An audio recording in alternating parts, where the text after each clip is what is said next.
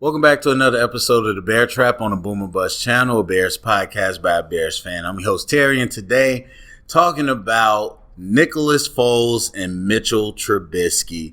It has been officially announced that Nick Foles is taking over as the starting quarterback for the Chicago Bears. And this comes obviously after our comeback win against the Atlanta Falcons on Sunday, in which Nick Foles came in the middle of the game and helped lead us to a victory. So definitely check out my recap. I already talked about what I felt about all that. And then, of course, once the film is up, we will be getting to the film. But in the meantime, in between time, how do I feel about this? I feel a couple ways. So as far as the football side, it's documented. I mean, people ask me stuff that I've answered a lot of times before. You can go to the recap. I talked about it there. You can go back when we signed Nick Foles. I did a film session talking about Foles versus Trubisky. All the football stuff, I've talked about what I felt about them as quarterbacks.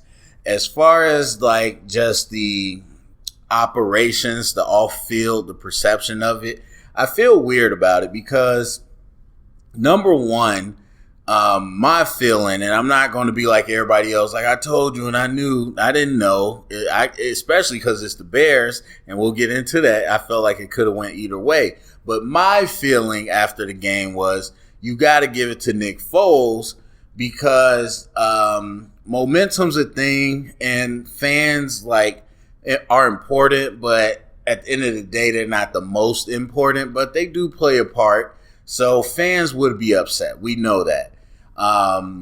And you might be sensitive to that. But the biggest issue is that the locker room could potentially be upset. Now, the difference is I don't know those players.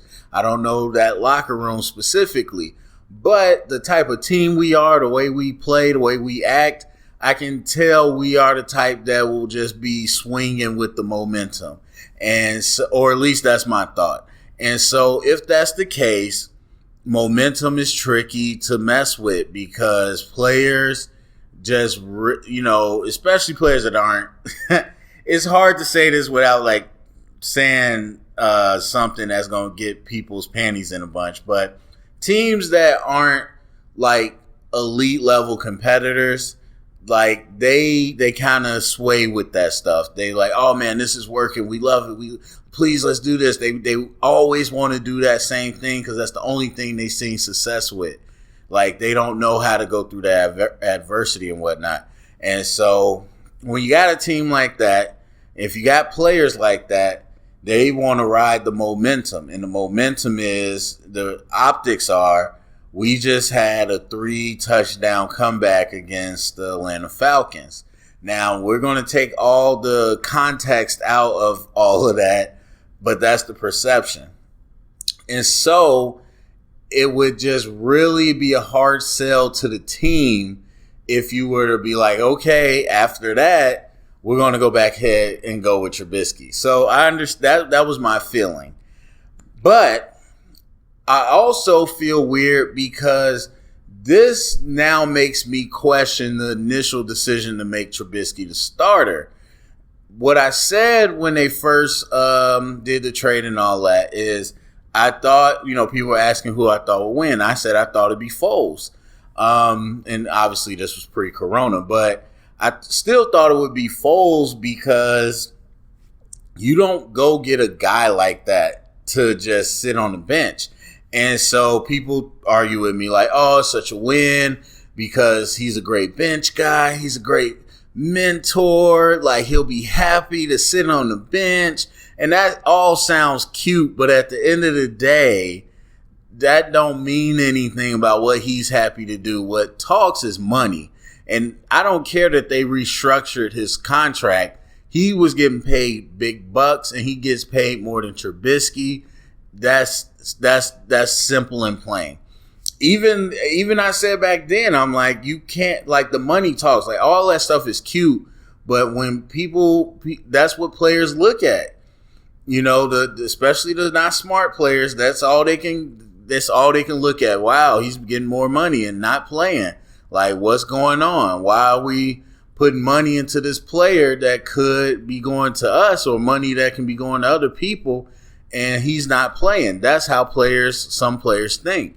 And so I was like, it would be really hard for you to bring him in without just letting him lose the job. Not necessarily giving or giving Trubisky the job or letting him beat Trubisky. I'm talking about Foles is your job unless you look terrible. That was my thought.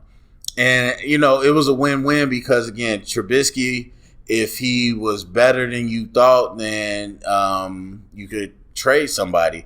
But either way, I'm just like, it doesn't make sense to me to bring in Foles the way you did, especially with the decline in the fifth-year option for Trubisky and all that. It doesn't make sense to bring him in and then not have him be the starter. And like I said, the problem with letting Trubisky start is that it's going to be like a rookie situation. What did I tell you? I was like, it's going to be exactly like a situation with a rookie quarterback and a vet. The vet's going to be playing, and every time they do something wrong, everybody's going to be looking like, okay, well, when do we put the rookie in? It's the same thing in reverse. Trubisky, everybody was waiting like, when do we put Nick Foles in? When do we let me put Nick Foles in. And so I was just like, I don't think that'd be good for his psyche. It doesn't make sense to me. So I'm going to be careful not to do what I think a lot of people do. And that is they try to attach a whole situation to one part that isn't really that effective. Like for example, I talked about the Bears' run defense. And then people were like, well, no, Akeem Hicks was hurt. That's the reason. That's the whole thing right there. It's because of Akeem Hicks. Even though I was saying we had issues before Akeem Hicks was hurt. Now this year, it's Eddie Goldman. It's Eddie Goldman. That's what it is. Yeah, we got Hicks, but we don't got Goldman. We missing Goldman. That's why we can't. And I'm like, again, there was issues when Eddie Goldman was here. And so, like, people try to attach the whole narrative to one thing. But with COVID, I think that's a far more far-reaching implication than these types of things. It had a big impact. So when Trubisky was the starter, I'm like, okay, really, I'm not trying to say it's all because of COVID, but I think COVID played a huge factor. I mean, it completely changed everything. And I feel like it made sense to go ahead with Trubisky because he's going to be able to get going a lot quicker than Nick Foles, who had a short offseason and all that. So the issue is, if that was true, if that was really the big, crux of to why Trubisky was the starter, because you didn't really have a chance to get a good gauge of letting Nick Foles settle in, then why did you pull Trubisky so fast? Like, and it's so surreal to me because, as I mentioned, I missed the transition part. Like, I had to go. So when I came back, Foles was in, and I'm like, what did Trubisky do that was so bad that Foles had to come in? And so I'm going to watch the film, but from what I heard, it wasn't anything out of the normal. And so it's just like, well, okay, if you thought that Foles was not ready with the short turnaround, then why were you so comfortable putting Foles in on Sunday when Trubisky is healthy? And then the opposite of that is, well, we thought Foles was good enough to go. We knew that he was good enough to go. We knew that short turnaround, or he had enough time in that short turnaround to get up to speed. Well, then why wasn't Nick Foles the starter in the first place? And so that's why I say I wasn't sure what we would do, because the Bears don't make sense with their decisions. We're not even going to talk about drafting Trubisky, but I don't understand the quick leash. Like, and again, my feeling was you keep Foles because of momentum, but even still, it just feels weird because why did you put Trubisky out there if you were going to have such a quick leash? Like, again, from the very beginning of what I said when Foles got here, you let Foles start and you keep Trubisky healthy. You can do him some red zone stuff, but you keep him healthy, so then he's a trade chip. Now, the value might not be as good because they're like, wow, he's not even starting. But the flip side of that is you let him start to the point where you want to put Nick Foles in, and everybody's like, well, it doesn't matter if he's starting, he's trash. So your trade value's down anyway. The only difference is Trubisky could have got hurt while being trash, and then you would have had no trade. So to me, again, you put Foles in, you keep Trubisky relatively healthy, and then you trade him. Because you obviously did not have that much faith in him to yank him out because of an interception. And then I know some people want to complain about, oh, we won, so you should be happy. You won 2 games with Trubisky. Take the context out, I know. You won 2 games. You came in 2-0. You knew what you had. This isn't game 1. You knew what you had in Trubisky. So he threw an interception, and I have to watch the film. Maybe it was something crazy. But to me, I'm like, this is the quarterback you signed up for. And so to pull him after that mistake and then to go in the complete it doesn't matter what Nick Foles did. It's the decision to pull Trubisky. That shows you did not have that much faith in him, period. Period. You look at any other team with a quarterback they invested in that's struggling, they'll continue to struggle. There's some ups and downs, but they're going to push through, and they are going to continue to support and struggle. They didn't invest in Trubisky. That already tells you something. But then on top of that, when the chips was down, they pulled the man. And so I'm not even going to get into the whole look at the teams we barely were doing okay against and how other quarterbacks have been lighting those teams up. We're not going to get into that because I've said my thoughts on Trubisky. We got plenty of Trubisky apologists out there for whatever reason, they're out here and they stick their chest out. They say, oh, Trubisky's good and y'all haters. I see videos. Has Trubisky turned the corner? And look, I've said I like what I saw of Trubisky. Some improvements, but he's still the same quarterback. And so, trust me, I'm not defending Mitch, but it makes no sense because you clearly didn't have faith in Mitch. So why did you trot him out as the starter? To me, what this feels like is the fact that the Bears put Mitch out there as a scapegoat.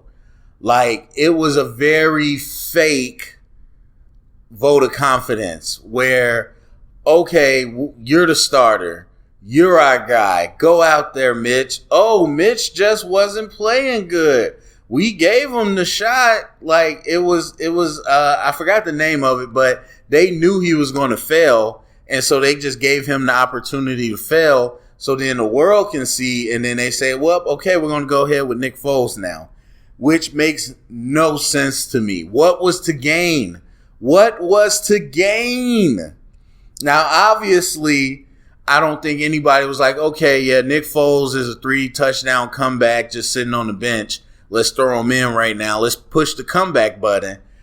Obviously, it could have went bad. Nick Foles could have been just as bad as Trubisky against Atlanta. But the fact that he was good adds fuel to the fire, but I'm still talking about the decision to do it. I don't get it. Either you legitly believe Trubisky could be the starter and then you just bailed on him, or you knew he wasn't good enough to be the starter and you still put him out there. Either way, it's a Bears move. Very annoying, very upsetting. But with that being said and all that, I do think Nick Foles gives us a better chance going forward. There is a lot of stuff I'm reading because people like quarterback controversy that is off base. I mean, I see people talking about the offense is different with Foles. Oh, the plays are different. Oh, this is different. Oh, no, it's not. It's not. And we'll get to the film, but I can tell you it's not. It's the same stuff. He just processes differently. It's the same receivers, same concepts. It's all that stuff. He just processes differently. And obviously his throwing is different. And I think there's some ups and some downs, and we'll get into it in the film. But overall, I do think he gives us the better chance. But as I said in the review or the recap, I would say Trubisky's like a 74. Foles is like a 77. So, yes, better chance, but I don't think it's anything crazy like some people are trying to make it out to be. So that's how I feel about it. It's a weird situation.